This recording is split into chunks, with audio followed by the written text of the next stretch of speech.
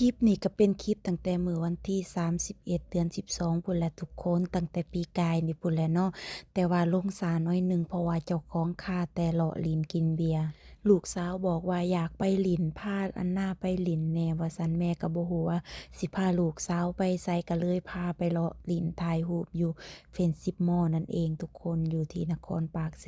อยู่นี่เขาก็จะจัดงามหลายทุกคนที่จริงเขาจัดตั้งแต่ช่วงคริสต์มาสพู้นแหละเนาะ แล้วก็ยาวมาฮอดปีใหม่เลย เขาจะตกแต่งด้วยไฟแสงสีแบบนี้ทุกคนคืองามแฮงมีมุมถ่ายรูปก็หล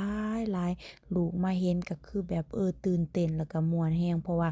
บ่ทันได้พาลูกมาจักเทื่อในช่วงตั้งแต่ช่วงคริสต์มาสจนฮอดปีใหม่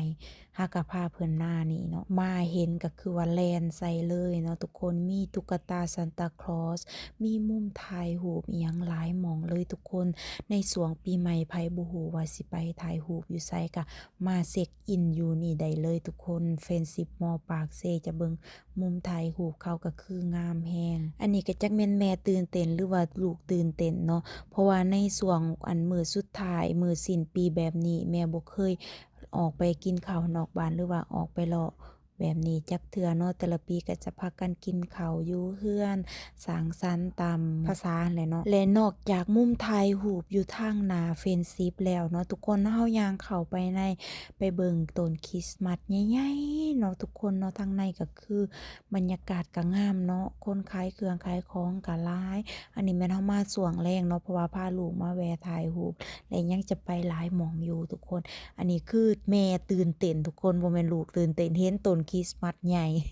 และเฮา2แม่ลูกก็พากันไปยืนถ่ายรูปเล็กๆน้อยๆเนาะทุกคนเนาะนี่ตอนนี้อันน่ายังเป็นแบบเขินๆอยู่เด้ทุกคนเพิ่นก็อยากถ่ายรูปอยากถ่ายหยังก็พาลูกถ่ายรูปแล้วก็ออกมาถ่ายรูปกับลุงซานต้าเนาะทุกคน